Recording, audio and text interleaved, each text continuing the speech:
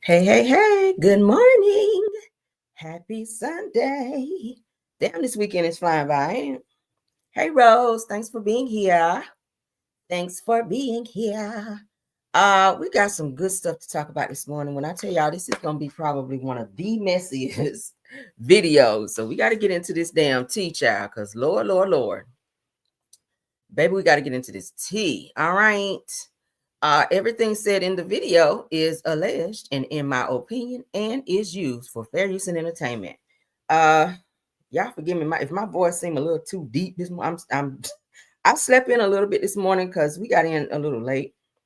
And yeah, so if I'm sounding a little very whitish this morning, that's why.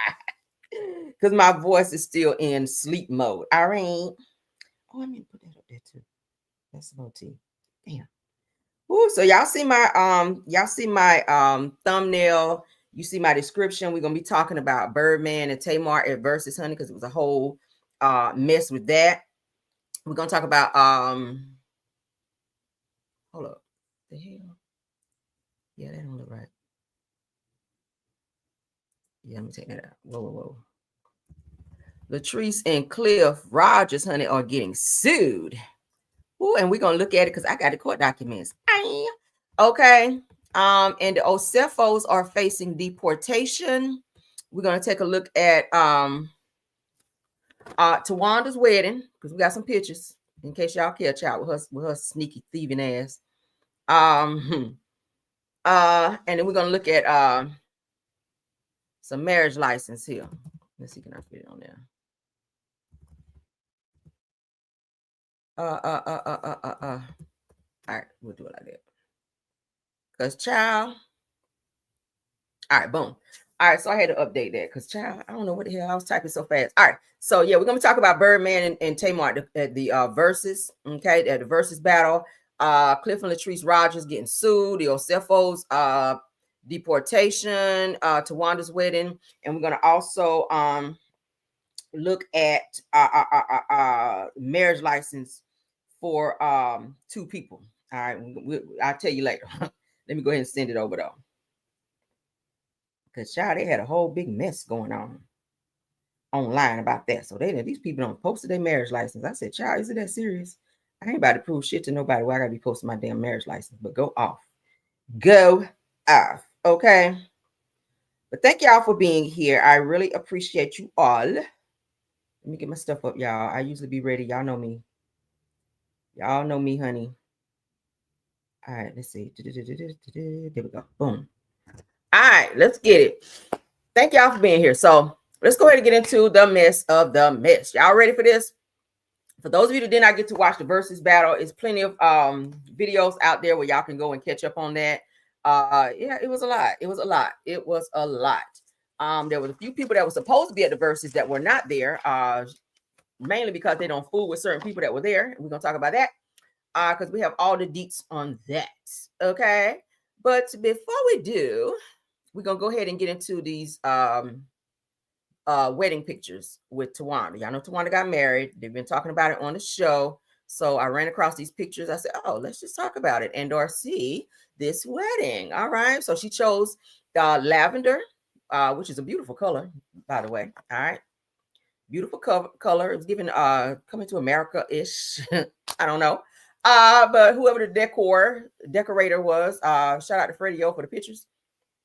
Shout out to Towanda as well, because we're gonna look at it. Okay. Yes. That's coming up. Y'all see? So this is the dress that she chose as her wedding dress. Okay. Yes, Towanda is very low down, but we're gonna look at the pictures nevertheless. All right. Because I did run across them. I was like, oh, let's look at it. So this is her dad walking her, okay, walking her down the aisle. All right. Wonder who paid for this. Probably Tamar, huh? And she didn't even want Tamar to be there. So no music, of course. All right. So it says it honors us by attending, King Ladybug honors us by attending one of the best days of our lives. So you are cordially invited to our wedding. So let's go ahead and look. Shout out to King Ladybug. All right. This is her coming out. They say her favorite color was purple, lavender, or something. So that's why she chose this color. That's her husband, Sean.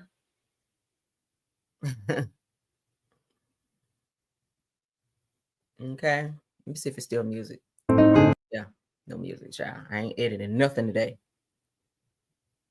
I know that's right. Look her in the face. That's how my husband was looking at me, right in my eyes. I was like, yes, honey, look at her.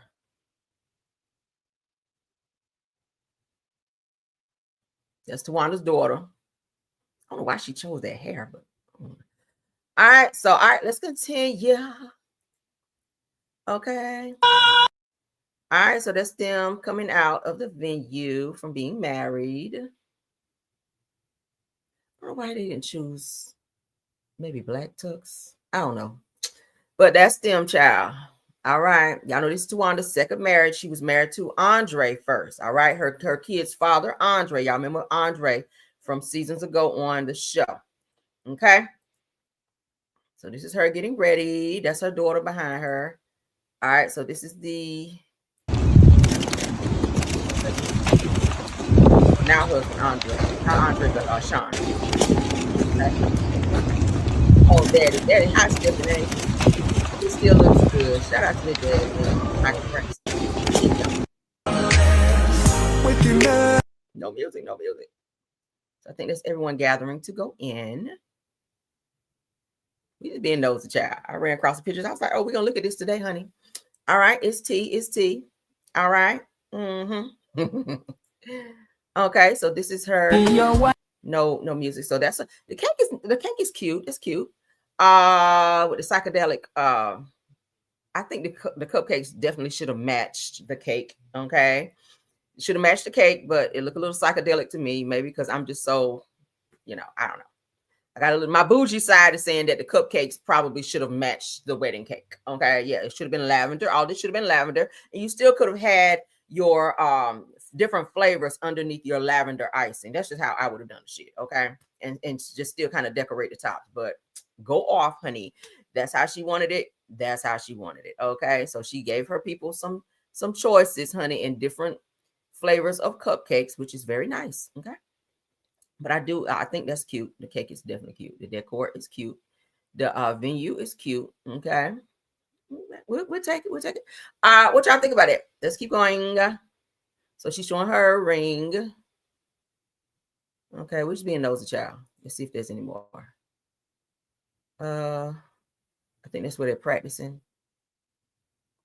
So Tony did not attend. Tamar did not attend, but Trina was there. Okay, Trina was at the wedding. You got guys to see the mother is there. Of course, the father was there because he walked her down. So their family was kind of not. Everybody was not supporting. Okay, the wedding. So that's it, guys. Let's move along. Let's get into this Verzuz BS. All right, so a lot of people, child, this moment has gone viral online. Has gone viral. Where Tamar, of course, was there. She says supporting Birdman, who you guys know is married to Toni Braxton. All right. They got married 2024, and Toni, y'all know, like 15 days after they got married, after dating for 16 years, Toni filed for divorce and was asked for $160 million. They then decided to call off the divorce and stayed together. So they are still married as of now. So Birdman and Toni Braxton are still married, but Toni did not attend the Verzuz battle. Tamar did attend, and she was saying she was there to support her brother-in-law, who used to also be her man. All right. Mm-hmm. So Tamar used to date Birdman. For those of you who did not know, back in 2003, she met him in 2002. They dated briefly in 2003. So that's kind of weird. I don't know if I would want to smash and or marry someone that my sister may have been with. That's gross, right? Because then you kind of looked at as family, and then it's kind of like off limits. So I don't know if that family know anything about, like girl code or anything like that, but that's definitely breaking girl code. So let's get into it. So Tamar says it's because she couldn't be here and she loves her husband, so I'm gonna hold it down for her and my brother. Okay, so she says the F. So a lot of people were judging her by, girl, why you over here wiping his sweat? Why you all up in his face? Why you all up on Birdman like that? Where's Toni? Like, Toni need to be here with her husband, that type thing. Okay, so let's go ahead and play. I started this stunt shit. Now you ready? Yes, let's get it. Let's get everybody it. Put your wands in the air, man. All right, so they about to start playing the music. You're gonna see Tamar kind of bopping around, honey, like she's a video girl. She run around wiping the sweat and just doing the absolute fucking most. I was like, go sit your ass down, because nobody asked you to do all that. If you're gonna be on stage, just go up there and dance around, like everybody else, bop around. Like all that being all up on him, that was a little too creepy. And a lot of people felt a way about that and felt that it was a little inappropriate. Okay. I get it, you want to be down with the crew, honey, but it was giving too much. You was looking real thirsty up there. Looking real thirsty, girl. From your ex-man. But rumor is that while we're talking, okay, you guys see, while we're talking, it was rumored that Tamar was married during the time that she was messing with Birdman. Okay, we're gonna look at that too. Okay, so she was double dipping, so to speak. Tamar was double dipping. She was already married, but she was cheating on her then husband. Okay, that's word on the street, and messing with Birdman. So Birdman must have that fire down there, honey, for Tamar to be doing all of that. Let's continue. So the Birdman's closing speech got turned. Okay, said that he slams Hot Boy Turk. Says, as long as I'm alive, the Cash Money ain't gonna never like go away. So let's go ahead and look at that. A lot of people were kind of perplexed by his speech because, baby, he was doing the absolute fucking most as well. Of course, you guys know Lil Wayne was not there to help represent for Cash Money. Of course, Cash Money did lose the battle to No Limit Soldiers. All right. Yes, honey. The No Limit Soldiers beat out Cash Money Records. And it was good from what I've seen so far. It was really good. All right, but Lil Wayne was not there. He does not fool with Birdman anymore. Y'all know that Lil Wayne sued Birdman for $100 million for some money and stuff that he owed him, among other things. So they choose not to fool with each other anymore. So he was not there at the Verzuz battle. Of course, you guys know also Mystical was not there. Mystical is locked up for R-wording for was this like the second time he R-worded a woman and also put paws upon her. So he is still in prison right now. So he was not able to be there as well. But they did, I think, play his song, and the other guys, they kind of, they did his part. But yeah, so Cash Money Records, they were down a few people, and it was not a good look. And that's probably why they lost the damn Verzuz battle. But nevertheless, it was good. Let's go ahead and get into what they had to say here. Shout out to the Shade Room. House, and we knew it was going to change the world, and we changed the world. Cash Money forever, you heard me? Where you at, P? Say what you got to say. Stunner, what you got to say. Hey, man, like, I ain't gonna even lie, bro. Like, when I met Blood, I just was trying to do something different in the game. I had started this young. I was a young man trying to get some money and not be in the streets. And I met BG, I met Wayne, I met Juvie, I met Turk. Shout out to Turk, you little you ain't here, but f you. We gon' f you and we won't f you. You heard me? Don't go off script. We gon' f that. But that's another movie. But ain't no, Cash Money. When one died, I ain't gonna say died, cause we lost a lot of soldiers. But Cash Money ain't built on. You leave, you can't. We gon' shout out Juvenile. He still look good, don't he? I was like, still. I used to love some damn Juvenile back in the day. Juvenile still fine out here. Come on, Juvenile, come through. Let's go. Cash Money ain't gonna never die. As long as I'm alive. Hold on, Fresh. Wait, Fresh. Long as I'm alive, Cash Money ain't gonna never die. Shout out to my NBA young boy, NBA rich gang. Who don't like it? We with all the bull. If you ain't with us, you. This house, and we knew it was gonna change the world. That's how you really feel. And ain't nobody checking no damn NBA young boy with his lying, cheating ass. He's married with a whole wife, and his side piece just had a baby, and his wife just had a baby. I hear he's got like 13 kids. So NBA young boy, you ain't shit either. All right, let's move on. We ain't about to child. We're not applauding that mess. We are not applauding that. So Hot Boy Turk fires back at Birdman. Honey, let's go and talk about this beef since we're talking about it. We got to get it all up there, and I got it all right, chat. All right, so yes, Mr. Turk done fired back at Birdman for saying F you and all this other stuff. So let's get into it if you can understand what he's saying, because y'all know he is from the Louisiana child. And nothing against nobody from Louisiana, they just have a different accent. All right, let's get into it. Not hating. You feel me? Look, you know what I'm saying? But I'm gonna keep it all the way real though. I think No Limit tore their ass up. Do not hating. You feel me? Look, you know what I'm saying? But I'm gonna keep it all the way real though. I think No Limit tore their ass up. Do not hate.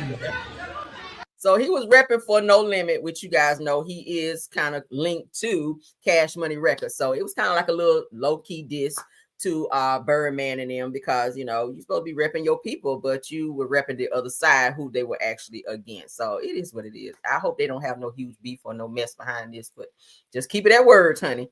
All right, so Birdman snaps off at this guy in the parking lot, okay? And then Tamar hopping her ass over there once again. Like, girl, can you please sit down? It's like she's so thirsty for attention.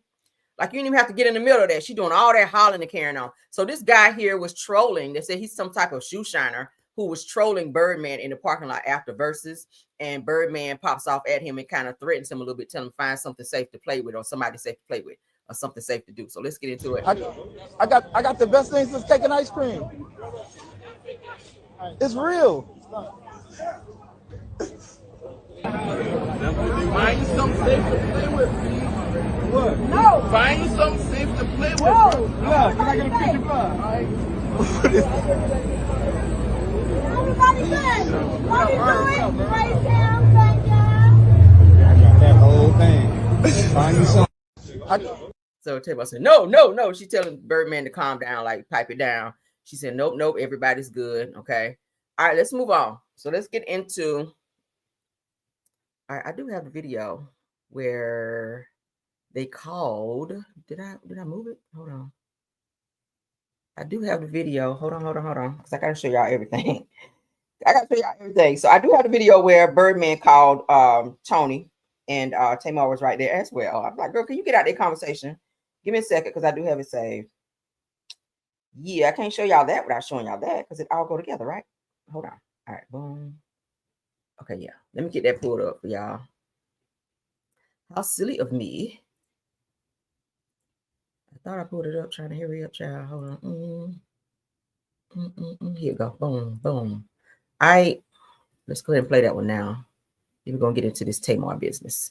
All right. So right here is where Birdman calls Tony Braxton, which you know he is married to, and has a conversation. They're kind of talking about the Verzuz and says that Birdman could not wait to tell Tony Braxton about the Verzuz, and Tamar Braxton was right there letting her know her man's gone viral. So of course he went viral for his speech at Verzuz, but not so much for winning Verzuz, because they did not win. But Tamar kind of hyped him up like he did. Let's go ahead and get into.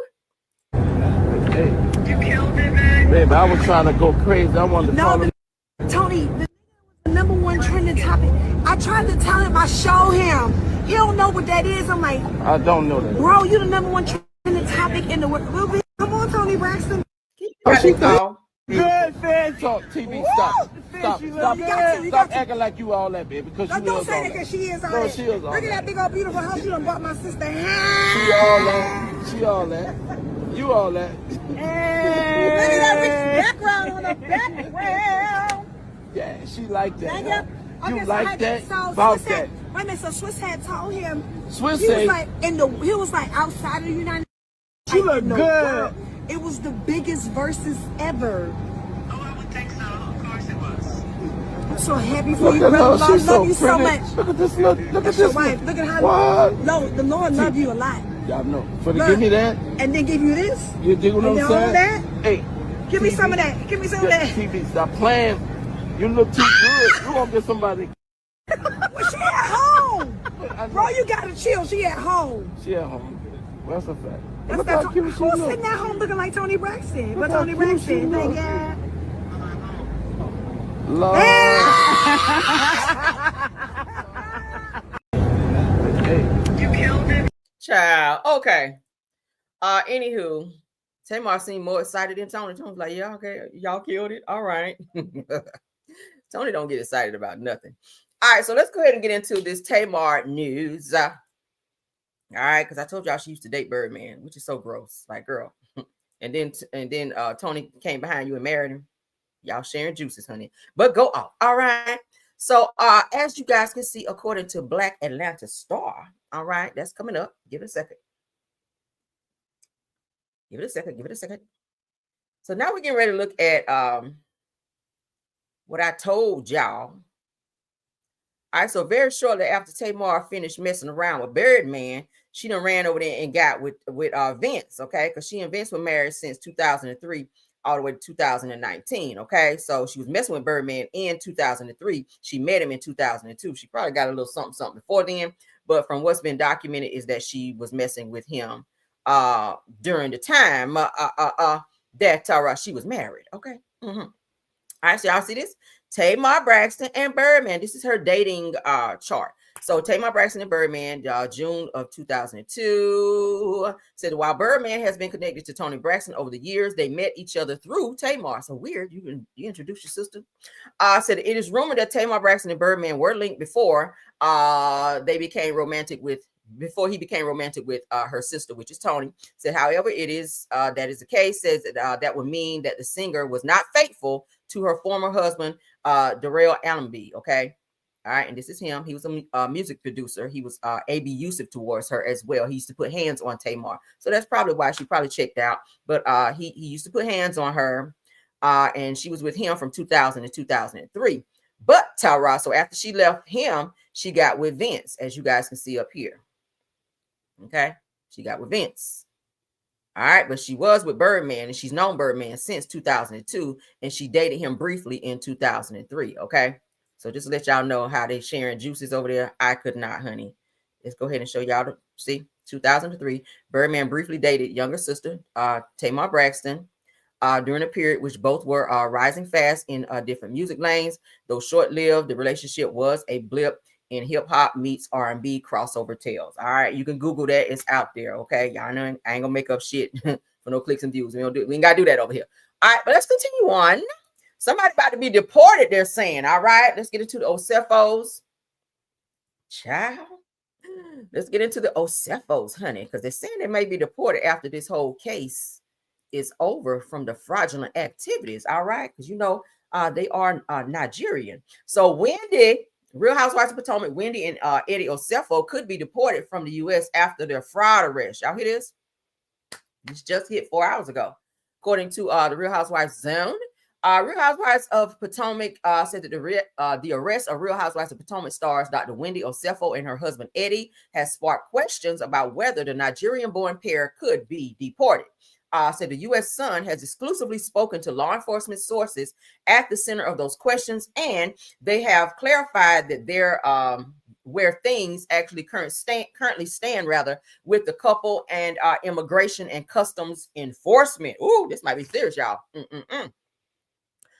It said the one law enforcement source who works closely with ICE explained that despite being arrested on felony charges for fraud earlier this month, said that the Real Housewives of Potomac couple is not in the agency's crosshairs, at least not yet. It said that they have no ICE detainers against them as of now, and said that these days ICE is very proactive in beginning proceedings swiftly after an arrest. So it said that the insiders further explained that once ICE does make contact on an individual, nothing happens until the person or person's case goes through the justice system. So depending on where this lands them in the justice system, if they're found guilty, they could be deported. Okay, they could be deported. Generally, it says that what happens is the individual goes to trial, they get a sentence, assuming that they're found guilty, they're sent to serve their sentence, and then upon their serving their sentence, ICE picks them up. It said that both the Bravo stars were born in Nigeria, and it appears that they are what's called neutralized citizens. Now, if the government decides to look at their applications for citizenship or residency, green cards, visas, and the like, says it, and found issues within those, then they could stand to lose their citizenship status and potentially be deported. Y'all hear that? So we're going to see, we're going to keep our eyes on this situation. They are set, I think it's November the 7th that they're supposed to go to court. I was reading. So we're going to see what happens with that. Eddie has obtained Monica Lewinsky and Bill Clinton's former attorney who represented them when they were found in their situation in the oral office. Y'all remember? So they were represented by them. So Eddie has obtained them. And I told you guys yesterday that that particular attorney is very expensive. He charges $1,500 an hour, and Eddie's family is footing the bill for their legal defense. Well, his legal defense, because she's getting her own. Wendy, I hear, is getting her own defense. I told you guys too, it said that the two of them are separated as of now. So I don't know how this shit gonna pan out between them. I don't know what's going on with Eddie and Wendy, but as it's been said, the two of them appear to be separated. Eddie has obtained his own attorney, and Wendy, she's looking at her own legal defense as well. So prayers to them. That's all I can say, because they do have kids. I don't wish nothing bad on them, but that was very irresponsible for them to do what they did. I mean, y'all feel me? Let's move on. Let's get into this Latrice Rodgers and Cliff Rodgers lawsuit, honey, because they being sued. They are being sued. Okay. So shout out to Polo's perspective, because baby, I was looking at my phone. I said, I know you lying. I know you lying. Now y'all know not long ago, was it last year? Cliff and Latrice found themselves in another legal situation where an employee talked about how Cliff put his hands on said employee, and this person filed a lawsuit against Cliff and Latrice. Okay, I don't even know how that situation came out because we haven't heard any more about it. Now I got to go dig and find out what happened with that. But they found themselves in another situation where their employee says that someone that's linked to Latrice and Cliff, I think also worked at their restaurant Taste, came up behind her, slipped some type of pill into her mouth, you guys, and told her to meet them in the bathroom in such and such amount of minutes, because they was, he wanted to, I guess, sleep with her or have some type of sexual interaction with her. She found that to be disrespectful. She reported that, she says, to Cliff and Latrice, and they fired her. Okay. So she's got a whole lot of stuff. So we're going to go ahead and read up on what's going on. All right. Jackson T exclusive. Breaking news, Taste Bar and Grill under federal fire and local scrutiny. All right, it's saying let's talk facts, not rumors. Not he said, she said. Facts backed by court filings, EEOC records, zoning board meetings, and neighborhood complaints. All right, so let's get into what happened. Y'all ready? Ciao. So on August 15th of 2025, not long ago, honey, a federal lawsuit was filed against Taste Bar and Grill, owned by Clifton Rodgers and Latrice Rodgers, the plaintiff. It said that Madison Carter, the former bar manager, the woman responsible for building the bar team, training staff, and elevating the menu before Taste even opened. It says that, but according to the lawsuit, everything changed on August 31st of 2024 during what the owners call a family reunion event. Now, inside that building, it says that the same building marketed to the city as high-end community spot, Madison says that a male cousin of the owners placed a pill, allegedly MDMA, directly in her mouth and told her to meet him in the bathroom. Now, how you putting something in your mouth, girl? Ooh, that's bold of him to walk up to him and just walk up and put something in your damn mouth. That's crazy. So she says that she spit the pill out, gave it to the kitchen manager, Chef T, washed her mouth, and reported to Cliff and Latrice Rodgers. Okay.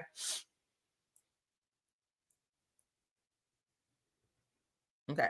So it says, but here's where it gets even heavier. Said the Taste told the EEOC that the event wasn't work related, said that Madison was not acting as an employee, and said that they didn't even have 15 employees at the time to qualify under this title here. Now it goes on to say that Madison says that she had hired a full bar staff, clock-in sheets for training, payroll records. Okay.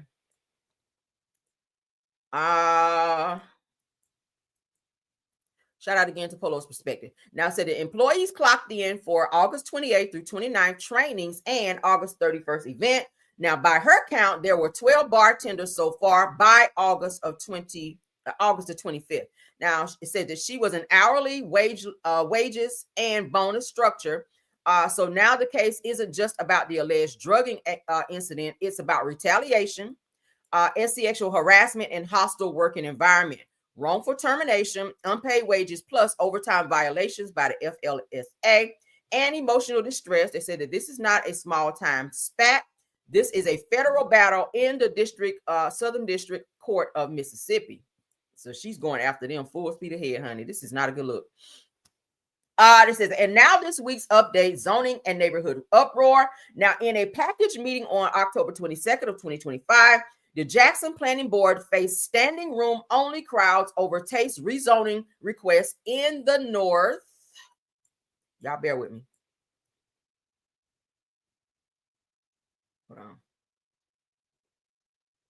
Okay.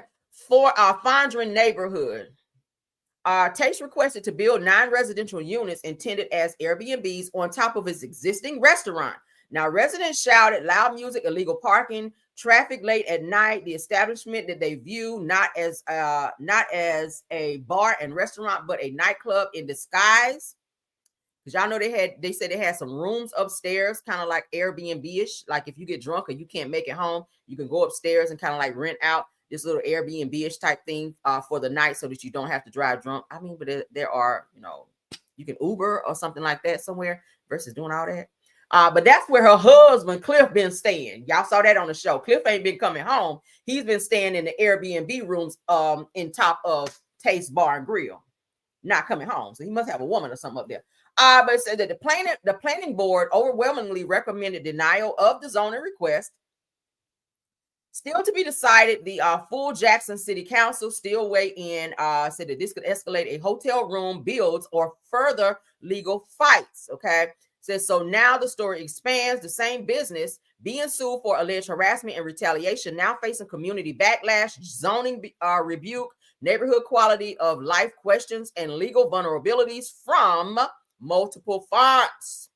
It says, and here's a question Jackson needs to ask. Why does a community spot preach love plus hospitality if the moment as a woman said that she may have been in, hold on, danger, she becomes the problem? Said that why is it easier to protect the brand than to protect the person? Why is image being defended at City Hall while the women inside the business are allegedly being dismissed? Said that the city of Jackson has seen this before. Fake smiles, good marketing, heavy brunch energy. Building, behind the scenes. Well, I can't read today. We watched, they said, businesses thriving on weekends while neighborhoods suffer. Complaint silence because we know them. Employees get used and discarded because they were the help, not the executives. Okay. Let's continue. They putting all their business out here. Again, shout out to Polar Perspectives. Said that we watched businesses thriving. Okay, so we just saw that. Complaint silence because we know them. So we saw that. All right, so they say in this case, 2 fronts now. Said that a woman fighting for justice inside the business. 2, a neighborhood fighting for peace outside the business. Said that this is not about Madison. This is about every woman who reported danger and got told to calm down. Says every worker who built a business for someone else only to be thrown out when truth got inconvenient. Says every homeowner who built with hope only to learn the bar next door was quietly being rezoned into lodging and party rooms. Okay, so it looks like Latrice and Cliff were not being honest about what they were building up top. They were just saying that they had like this little room, but they were building like little hotels and they were passing it off as something else. So they could be in trouble. They said this is bigger than Taste. Because it sounded like they lied on some paperwork. This is about culture. Said the Jacksons, stay tuned because the case has just begun. Depositions are coming. Zoning hearings are coming. Neighborhood petitions are coming. Video evidence is coming. The city will watch. The neighborhood will watch. The employees' right community will watch. And the Jackson T will be front row. Organized, energy, mobilized. Polar Perspective. Shout out to Polar Perspective. All right, so now let's go back because I do have the court docs. We're going to look at those. And we're just going to read.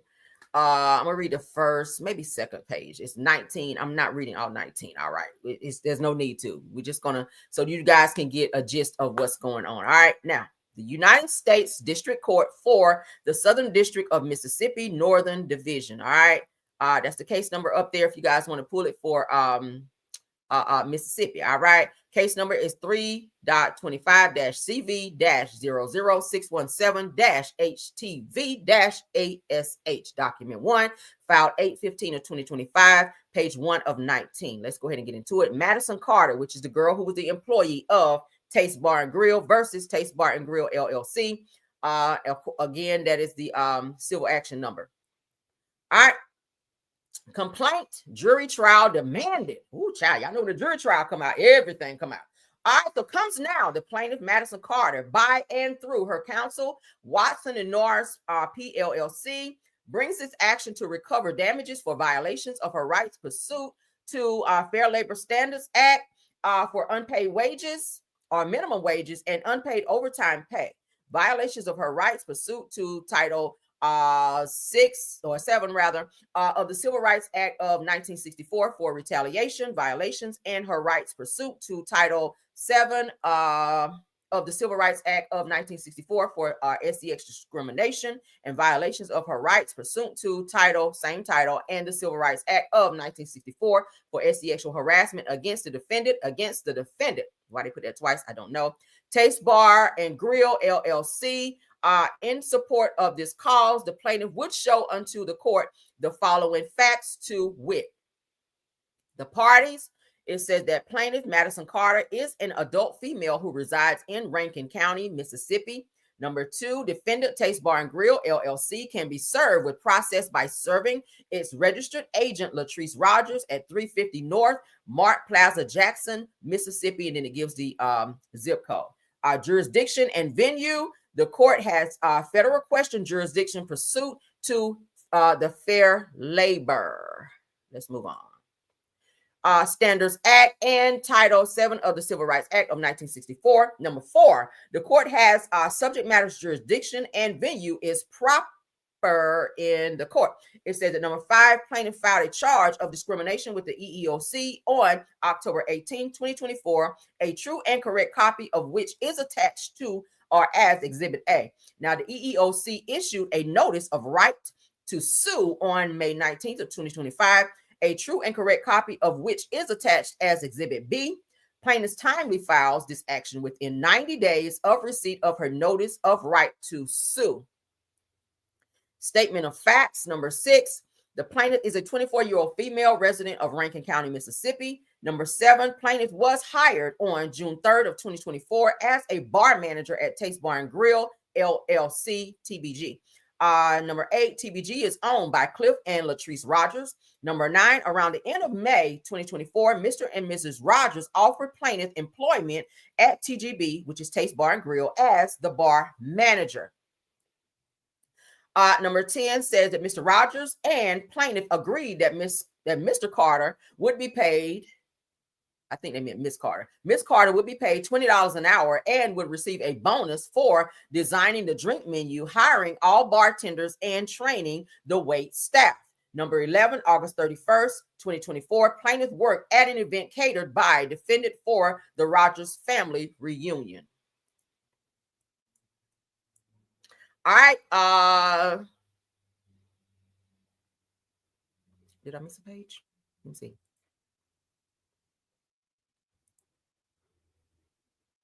Let's start here. I'm gonna have to upload this. All right, so page 3. All right, so it's saying what the person did. Said that he showed her 2 blue pills and asked if she wanted to take one. Now that sounds contrary to what we just read, because she made it sound like he came up behind her and just, put it in her mouth. I didn't mean to say it that way. Put the pills in her mouth, and she was just like, "Oh God, what did he put in my mouth?" But she's saying here he showed her 2 blue pills and asked if she wanted to take one. Number 15 said that plaintiff responded no, and that she already takes medication or medicine prescribed by her doctor.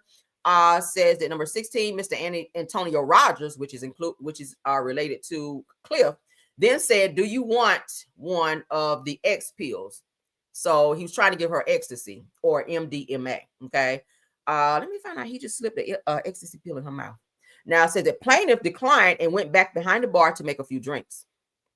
Number 18 said a few minutes later, Mr. Antonio Rodgers stood very close to plaintiff and quickly put one of the pills in her mouth. So he did force it in her mouth. So first he asked her, did she want it? She said no, she declined it. So then he came behind her and tried to force it in her mouth. Okay. I don't know how, I've never taken ecstasy, but I know people that have. It does make you very overly sexually, it make you over sexualized, okay, if you will, okay. And it kind of makes you be out of your mind a little bit. So he was hoping to get her like high on this ecstasy so that she could maybe perform whatever it is that he wanted to do to her in the bathroom. So number 19 then said that he then instructed her to swallow the pill and meet him in the bathroom in 30 minutes. Said that plaintiff responded by removing his arm from around her waist and quickly walked away from Mr. Antonio Rodgers says that number 21 says that she then took the pill out of her mouth. 22 says that plaintiff then went to the kitchen manager, Chef T, handed her the blue pill, and explained to her what just happened. Said the Chef T escorted plaintiff to the bathroom to wash her mouth out, and then they went together to report what happened to Mr. Clifton and Latrice Rodgers. Number 24 says that when plaintiff explained what happened to Mr. Clifton and Latrice Rodgers, Mr. Clifton Rodgers seemed either not to understand or not to hear what she was saying. An example, he was intoxicated, as his ass always is. Y'all know Cliff always fucking drunk. So it goes on to say that Miss Latrice Rodgers, however, heard and understood, and she responded. Let's go back up. Said plaintiff began by asking him why he fired her for notifying him that his cousin, Mr. Antonio Rodgers, had attempted to drug and potentially sexually assault her. Number 34 said that Mr. Rodgers responded by saying that he did not care and that it was drama. So she came to Cliff to say, hey, your cousin tried to drug me and R-word me, and his response was to fire her. Mind you, he did that while he was drunk. So you weren't in a clear mind when you were listening to said allegations against your cousin. So in order to keep the drama down, because you didn't want no drama, you just went ahead and fired her versus getting his ass up out of there because he was the aggressor, it seems here, right? All right. So Mr. Clifton Rodgers then argued that he never stated the plaintiff was fired. Well, you were drunk. Said number 36, plaintiff responded by reminding Mr. Clifton Rodgers that he had told her that she was terminated in writing. So if you did it in writing, you're in trouble. In the email that he sent her the previous day. Ooh, child. Number 37 said that Mr. Clifton Rodgers then became heated and stated that plaintiff was fired and that he did not care if she was drugged or not. I can believe that. Number 38 says on October 18th of 2024, plaintiff filed an EEOC charge of SEX discrimination, SEX harassment, and retaliation against TBG. Number 39 on February 28th of 2025, in response to plaintiff's charge, TBG, which is Taste Bar and Grill, submitted a position statement to the EEOC, because she was filing papers on their ass after that. Now, number 40 said the TBG's position statement alleges that Latrice and Clifton Rodgers, Mr. and Mrs. Rodgers, are the owners of Taste Bar and Grill, LLC, which is called Taste, located in Jackson, Mississippi. Taste Bar and Grills consists of a cigar bar, lounge, and restaurant. Said it was not in operation during CP's employment, but was in the startup phase when she and a few of other employees were hired to begin preparations to open Taste Bar and Grill. Notably, Taste only had 2 employees for several months until rising to 9 employees towards the end of August. CP was terminated on September 8th of 2024 before Taste opened in the latter part of September of 2024. Said the plaintiff contends that this allegation falsely mischaracterizes significant events. Okay, hold on. Let's see. Why am I missing something? So y'all get a gist of what's going on here? It sounds like they're trying to cover up for the cousin, is what it seems. Now I got to go back and pull this shit. Hold on, guys. Give me a second.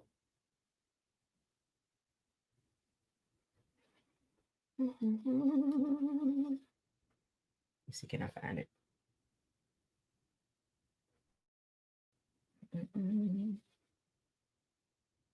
But y'all get the gist of what's going on. They're trying to it sounds like they're trying to lie to keep whatever was going on at their spot to say that it did not happen, when clearly this woman is saying that this man walked up behind her and tried to slip something in her mouth to try to get her in the bathroom and sexually assault her.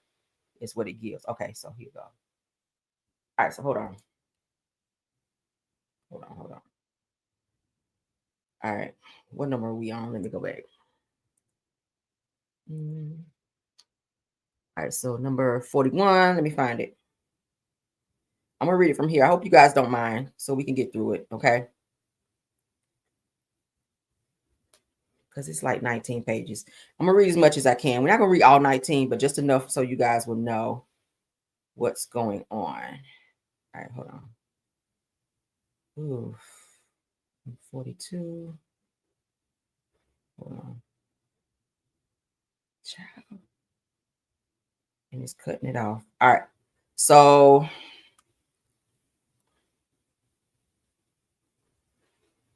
y'all bear with me. All right. So plaintiff concedes that when she was first hired, TBG had not opened for official business. Number 42 said that she concedes that it that was potentially, this is so small. Oh my God. Hold on. Let's screenshot it. Because I want to get this all to you guys. Let's do that. Hold on. I'm going to screenshot it and put it up. We're going to upload it. Because typically I don't like to read something without y'all seeing it too. That's not usually how I do things. All right, hold on. Okay, yeah. And that's kind of cutting it off there, but we're going to still read it. All right. And then it's one more. Oh, shit. Okay. All right. Y'all bear with me, okay? Give me a second. Let me give y'all some music while I wait. Give me 1 second. Rest of this.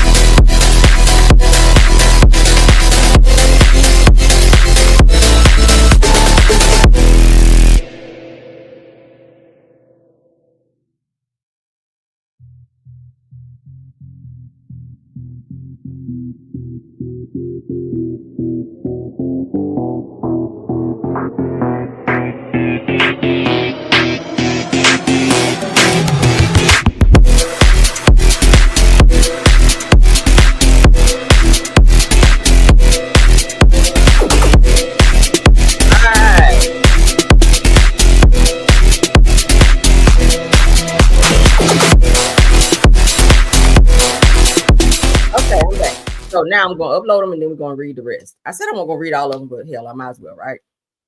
So give me a sec. All right, so let's stop sharing.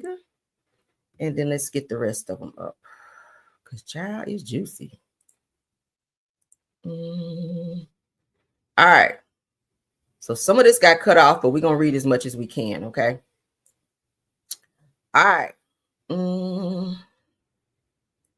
Okay, so let's go ahead and share. Might as well read them, shit. Might as well read them. 19 pages. Y'all know I love y'all to be reading 19 pages. But then again, I did read 19 pages of Mel and Martell's court document, so let's get it. All right, so continuing on. This is where I was reading. Plaintiff concedes that when she was hired, that TGB had not yet opened for official business, okay? My son there on the game, y'all, so he probably gonna be loud. All right. Number 43 says she concedes or contends rather that it is, was it patently false Says, however, there were only 9 employees employed by TGB when she was terminated on September 8th of 2024. Let's go down to number 30 because something's covering that and I could not get it out. So it says, after that, the party ended. On September 8th of 2024, Mr. Clifton Rodgers emailed plaintiff and wrote, after careful consideration, we have made a decision to terminate your position as bar manager at Taste Bar and Grill effective immediately. Says, I want you to know this decision was not made lightly. It comes after some concerning incidents that we've discussed previously. In particular, there was an incident where you accused a customer of drugging you, which, after reviewing the security footage, I could not find any proof. Now, of course, if that's your cousin, of course, you're not going to find the proof because you don't want your cousin to take accountability. So it gives that maybe you guys maybe overlooked it or maybe falsified or maybe blocked out or deleted whatever was seen in said security footage, because if you guys are filming that night, clearly it's going to show him walking up behind her, putting his hand around her as she said, and then coming behind the bar to come up behind her and then slipping something in her mouth. Maybe y'all took it out of the video, but according to what she said, it happened. So it sounds like there's a little switcheroo going on here with Cliff and Latrice, and they did the very same thing when another female was there and said that she was assaulted by Cliff, and when they went back and showed the video where someone else actually recorded it, when Cliff and them showed their video, it didn't show it. But another person who was there and videoed on their phone and they showed it, clearly Cliff had double back because he was mad and it looked like Latrice was trying to pull him back from putting hands on this woman. He actually did make contact with her. So it's given that this same situation is happening again and they're covering this up. That's what's given. Now, on September the 10th of 2024, plaintiff went to see Mr. Clifton Rodgers in person. All right. We're on page 5. Jesus. Plaintiff began, let's make it bigger. Plaintiff began asking him why he fired her for notifying him that his cousin, Mr. Antonio Rodgers, had attempted to drug and potentially sexually assault her. Number 34. Mr. Clifton Rodgers responded by saying that he did not care and that it was drama. You hear that? So he don't care. That means he probably got rid of that damn video. Or cut it out of the video. Said that number 35 said that Mr. Clifton Rodgers didn't argue that he never stated that the plaintiff was fired. Number 36 says that plaintiff responded by reminding Mr. Clifton Rodgers that he had told her that she was terminated in writing in the email that he had sent her the previous day. Number 37 said that Mr. Clifton Rodgers then became heated and stated that the plaintiff was fired and that he did not care if she was drugged or not. Did we just see that? I think I read that already. Let's continue on. I don't want to read the same shit over. Okay. Yeah, that's what I just read that one. Let's keep going. All right, so let's go on this page. Child's getting juicy, ain't it? Cliff and Latrice, they something else. It sounds like they hiding shit that be going on because they don't want their business to go down or they don't want that negative, press around their business so that it maybe get shut down or people don't come and visit their business. So it's given that they are trying to cover up for people that's doing some illegal shit, including themselves. Said that they were still in the process of acquiring permits and putting things in place for the planned opening. Said the Taste Bar and Grill hired its first employees, a chef and sous chef, in early 2024 and added CP along with 6 other individuals to prepare the bar for the restaurant's opening. Okay. Now, 6 other hourly employees were brought on, 1 to serve as general manager and the remaining 5 to set up the kitchen and food menu for the restaurant.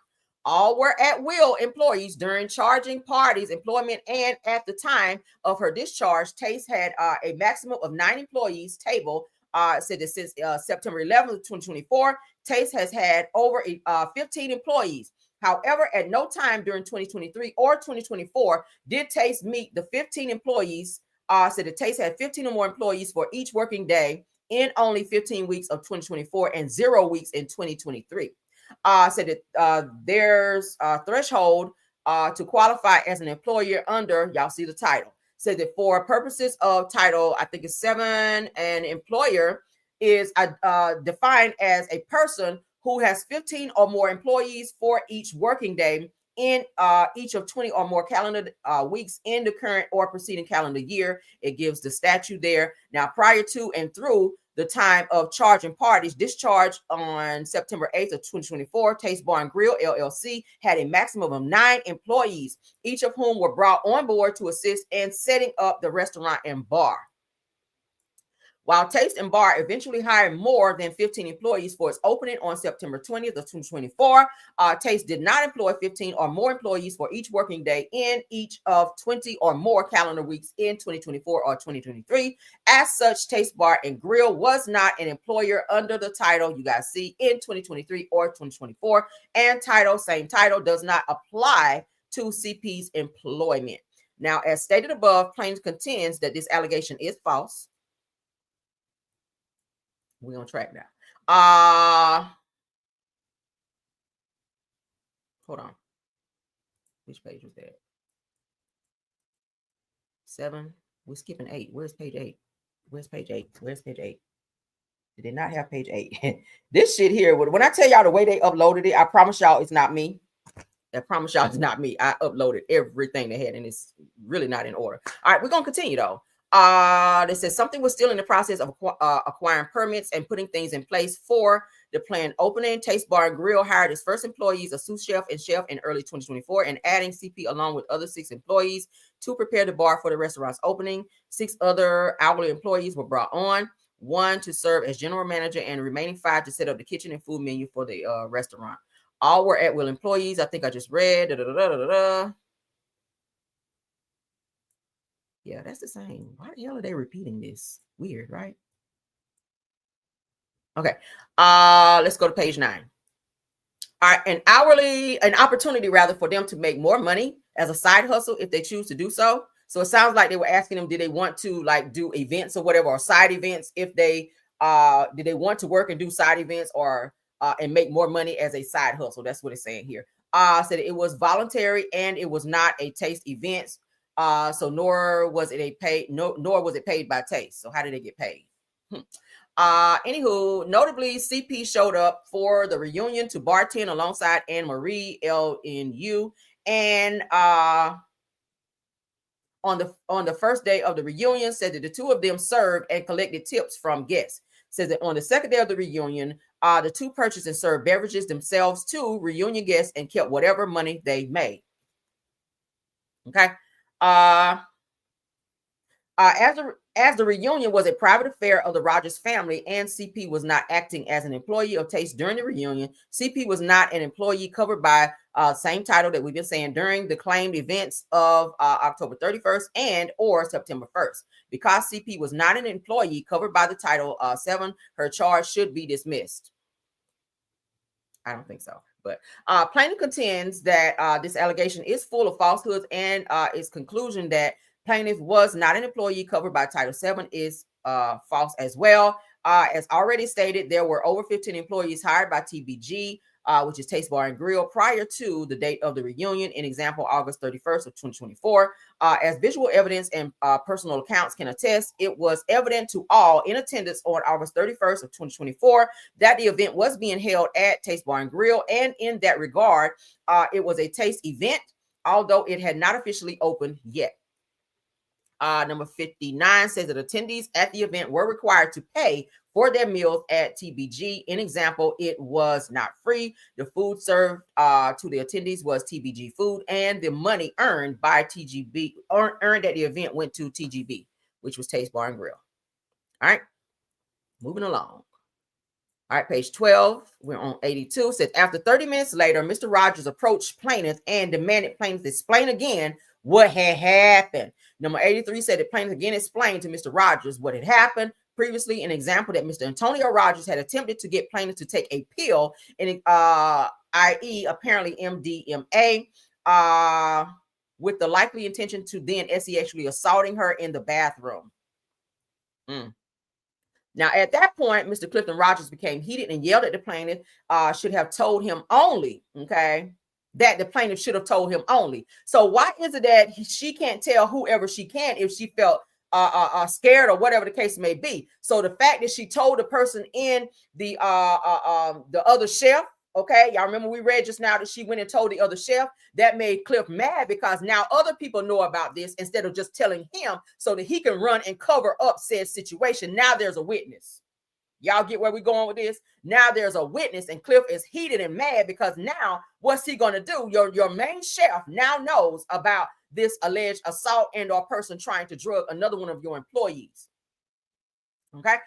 So it says that number 85 then says TGB's position statement alleges that later that Mr. and Mrs. Rodgers heard CP being very loud, yelling and screaming in the parking lot about the incident. Said that this drew undue attention from other guests. Mr. and Mrs. Rodgers heard from others as the reunion that CP was referring to some reunion guests as broke because she apparently believed that they were not tipping her enough. It said that the Rodgers also heard and were told of other rude and loud comments made by CP as to what CP wanted to do to someone else. Ooh, not threats, girl. The plaintiff contends these allegations are false.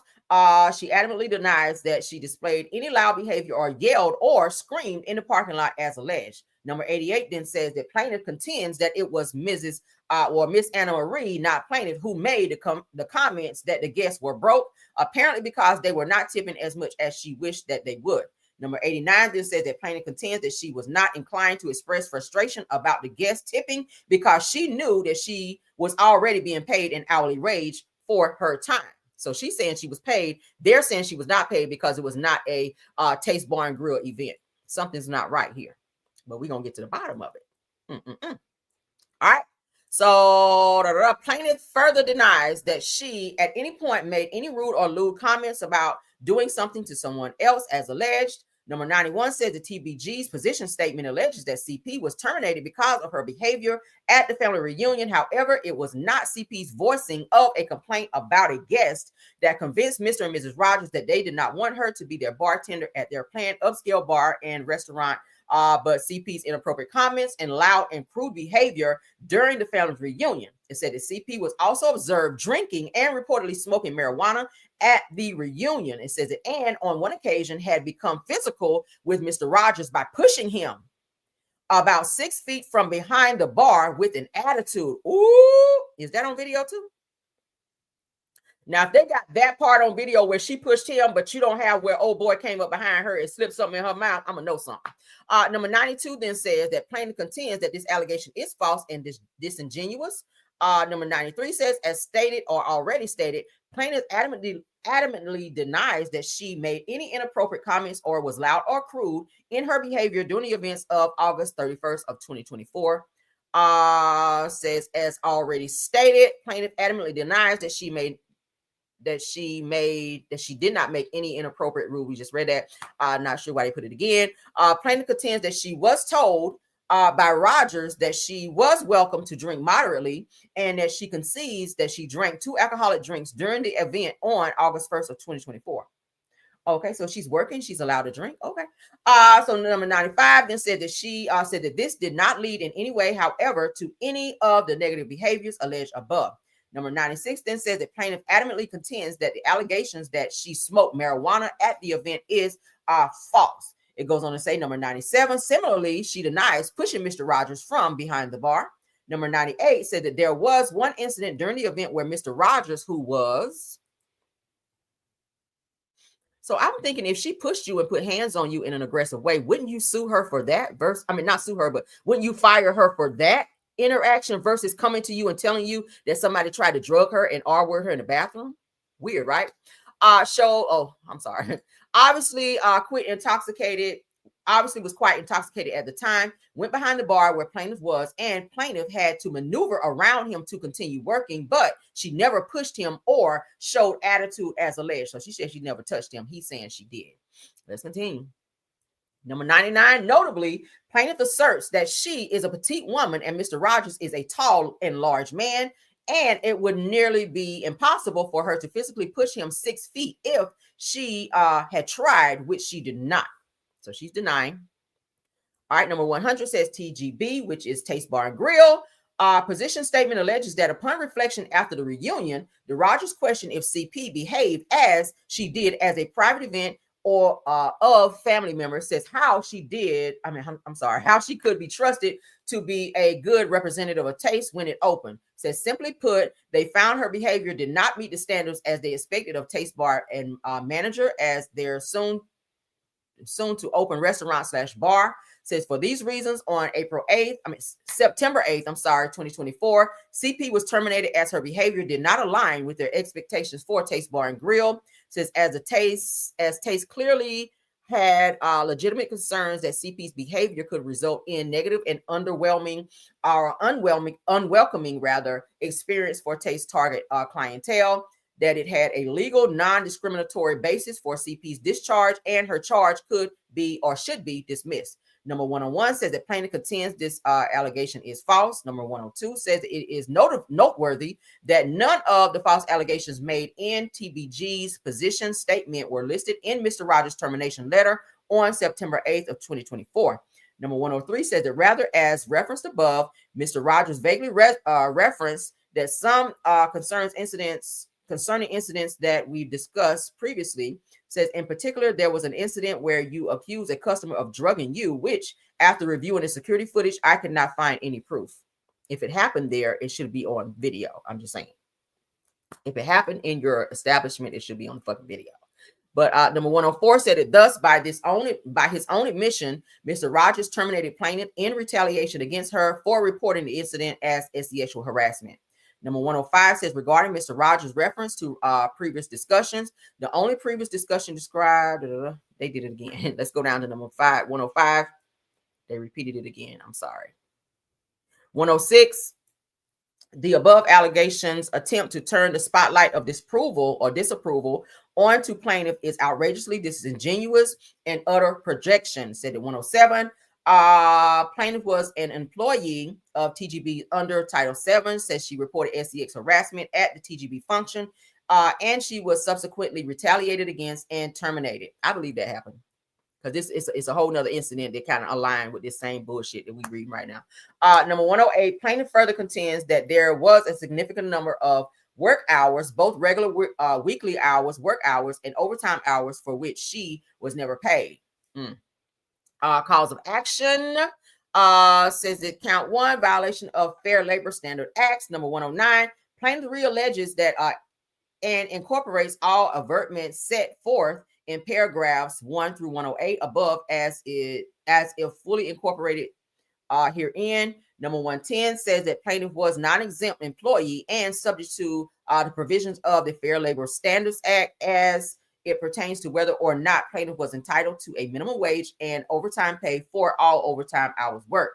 Number 111 says that the Fair Labor Standards Act requires that employees be paid an overtime premium at a rate not less than 1.5 times the regular rate at which, let's continue, child, we're on 16. We almost there, y'all.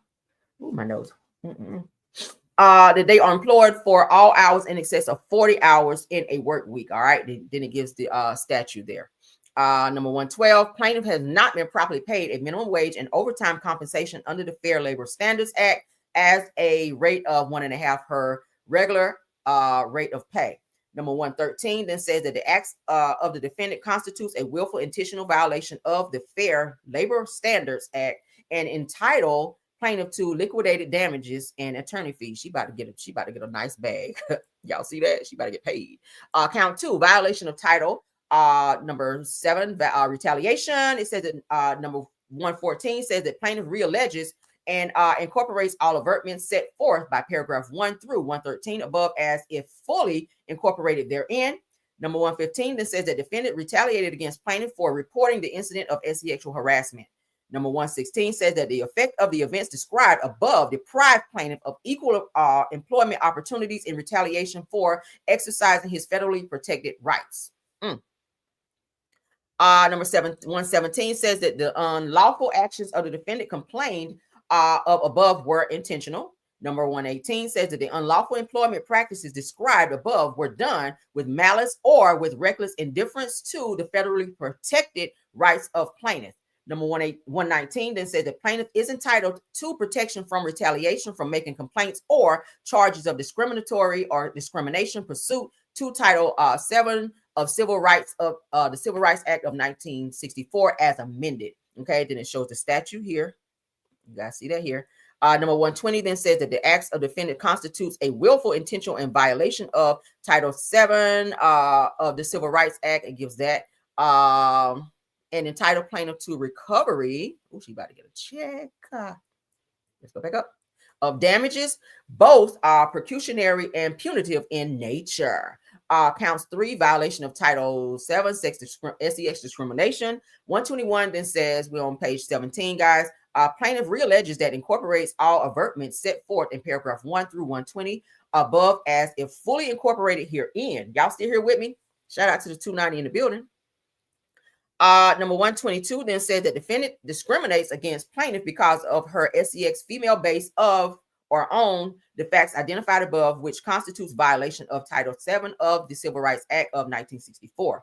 Number 123 then says that defendant was motivated to discriminate against plaintiff because she is female. Number 124 then said that plaintiff has suffered lost wages, benefits because of her termination and other pecuniary losses, as well as deep humiliation, anxiety, and emotional distress. Ooh, child. Says that 125, the unlawful actions of defendant complaint of above were intentional, malicious, and taken in reckless disregard of the statutory rights of plaintiff, giving rise to both compensatory and punitive damages under title. You guys see, count 4. I'm sorry, violation of Title 7, sexual harassment. 126, plaintiff realleges that and incorporates all avertments set forth in paragraphs 1 through 125 above as if fully incorporated therein or herein. Number 127, defendant has subjected plaintiff to a hostile work environment and or a quid pro quo harassment because of her SEX by subjecting her to sexual harassment as set forth in more detail above, which constitutes a violation of the title it gives of the Civil Rights Act of 1964. She put it all in there. Who they about to pay her? All right, number 128, plaintiff has suffered lost wages, benefits, and other pecuniary losses as well.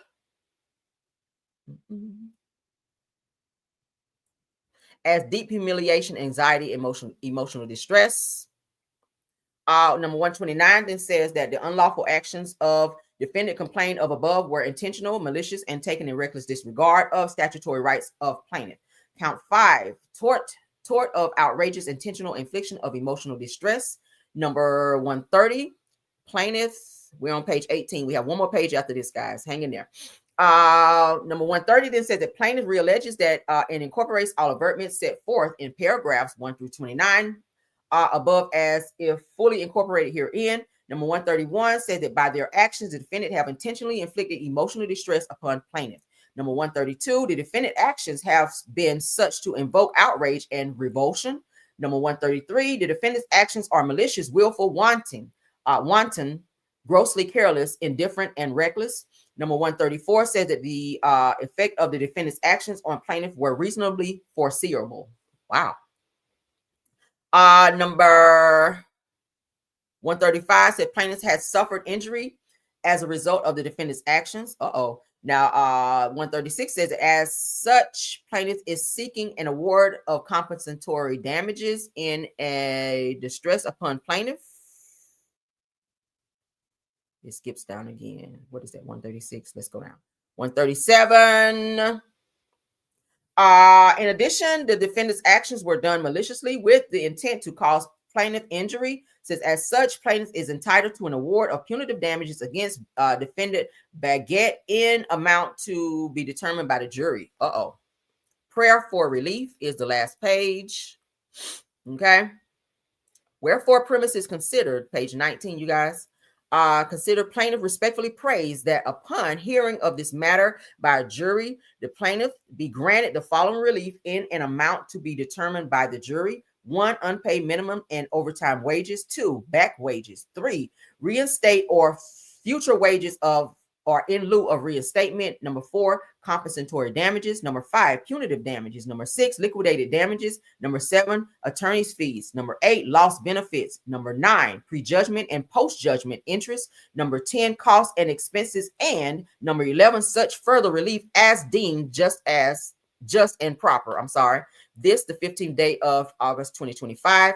Respectfully submitted, Madison Carter, plaintiff, by Nick Norris. Lewis H. Watson Jr., and then it gives their number here. Nick Norris gives his number, attorney for plaintiff. So she has 2 attorneys. So you got to pay attorneys for 2. You got to pay attorney fees for 2 attorneys. She is Baby, she about to get all in their pockets. What's in your wallet? Not a damn thing. Of counsel, Watson and Norris. That's who is representing Latrice and Cliff. Okay. Of counsel, Watson and Norris, PLLC.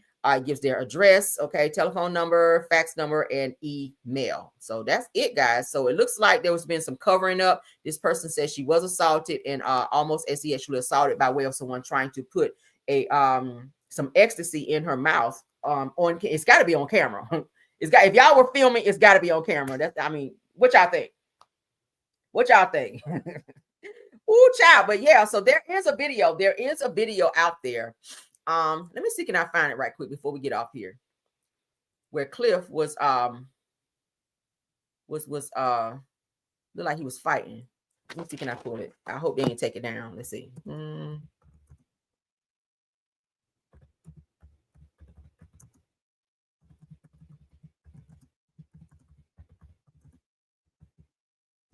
Let me see.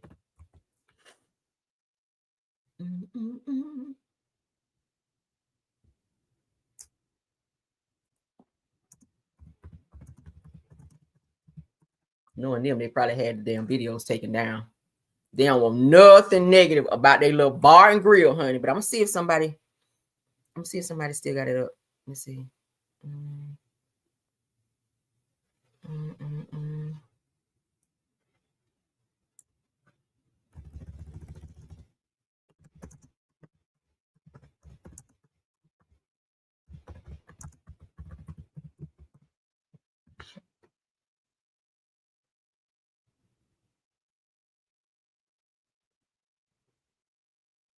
Okay, no, that was Fail Collective.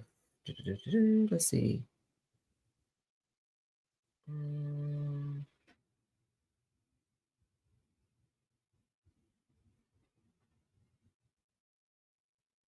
Damn, there's some more stuff going on. Latrice Rodgers is sued by somebody else, by some lady named Ada Green, where it says that Latrice and them never paid her. Damn. I'm looking for something else. Okay, hold on.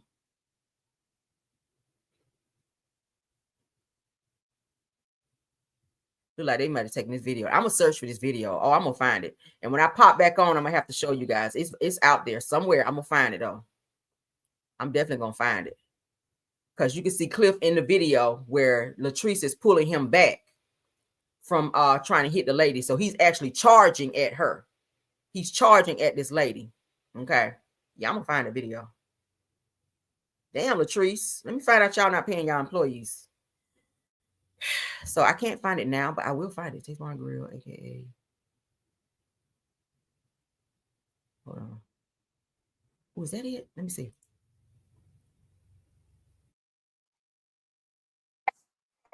Hold on.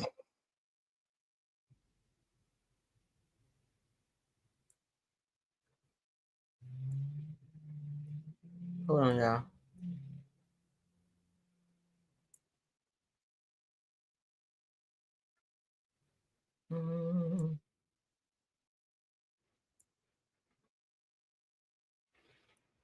Hold on.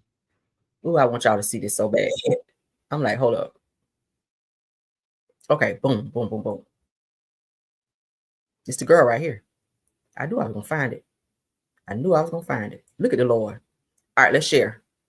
Because I want y'all to see this so bad.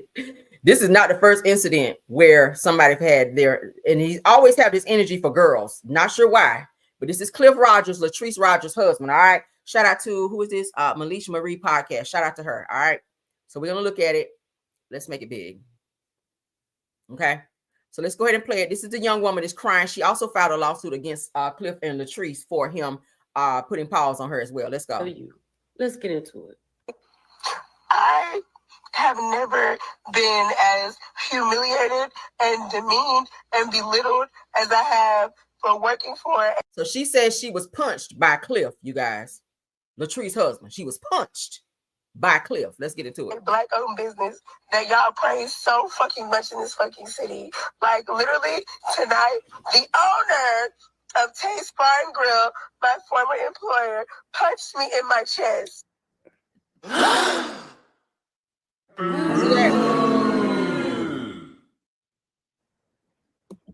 Yes, correct. Punched me in my chest for conversing with his wife about a situation that happened tonight that she was involved, that she was a witness to. Okay? Like, I literally wasn't trying to involve her in shit. I just wanted to clear up my side of the story because there was a lot going on. He literally ran up on me in the middle of the lounge and punched me in my fucking chest and told me I don't need to address his fucking wife. Okay, before we finish, shout out to Juke. Shout out to Millichan. So y'all hear that?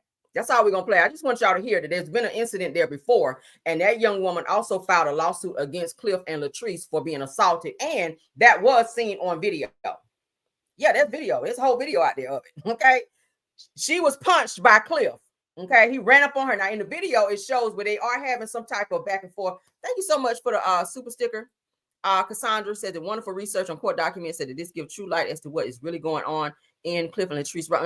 Said Latrice needs to separate herself from him. And y'all know he put hands on her as well, because I got pictures. I can show y'all pictures where Latrice got bruises on the back of her arm. I got them in my phone as we speak. Okay, I probably should have uploaded them, but I'm going to hold y'all no more. There are several, and y'all saw the episode, 2 seasons ago, where Cliff was telling the camera crew for Bell Collective to stop filming him while he was checking Latrice while she was outside of a club with one of her gay guy friends. And Cliff didn't want her there, so he came there and was acting a fool, and he was yanking on her and like being very aggressive with her and cussing her out, calling her all kind of bitches and hoes and all kind of shit, y'all. But he put hands on her, but there's bruises. You can see like black and blue marks on the back of her arms, and other castmates have said that they've seen bruises and very abusive things between the two of them as well. So Cliff, it gives that Cliff is abuse. When he get to drinking, he's very out of control. But in the video of the young woman I just showed you guys, it looked like she and Cliff were arguing, and it looked like she was walking off. Cliff like spin the block and ran back around. Latrice is trying to hold him. He snatches from Latrice and then runs over, and you can see his hand go back, and he does punch her. Y'all have seen the video. Some of you guys in the chat have seen it. He reaches back and punches this young woman. She also worked for Latrice and Cliff. So this is not the first time. That's why I said I believe this young woman here, this new situation that just came out, because it gives like a pattern of behavior. Like we've seen this before with somebody else that said the same exact thing, and now here they come with this. And then he said, oh, I didn't see that in the video. Well, if you guys were filming that night, it has to be there unless you guys doctored up the video to take it out to maybe cover up for your cousin. I think they said that's what it was, his cousin. You didn't want your cousin to catch charges by this young woman filing charges against you guys for saying that she was almost R-worded and are drugged by some damn ecstasy. Who the fuck walks up behind somebody and put an ecstasy pill in their mouth after they've already told you, no, I want no parts of that? Like, that's inappropriate. They were trying to cover up for his relative at said event. So hopefully this woman gets what it is that she's asking for. She's asking for a lot, and I believe she's going to get it if she can prove it. But we'll see what happens. If I get updates and I see any more court documents or any updates is related to that, I'll pop back on and give you guys that as well. But thank y'all for sticking by for all 19 pages of the court documents. I was trying to read as fast as I could so y'all didn't have to wait long. But let me know how y'all feel also about the other topics we talked about: Birdman and Tamar at the Verzuz battle. Of course, Latrice and Latrice Rodgers and Cliff Rodgers lawsuit that they're facing right now. The Osefos possibly being deported after their court case. Towanda'S wedding. Oh, and I got to show y'all because I did upload that as well. People were saying that they did not believe that what's that child name?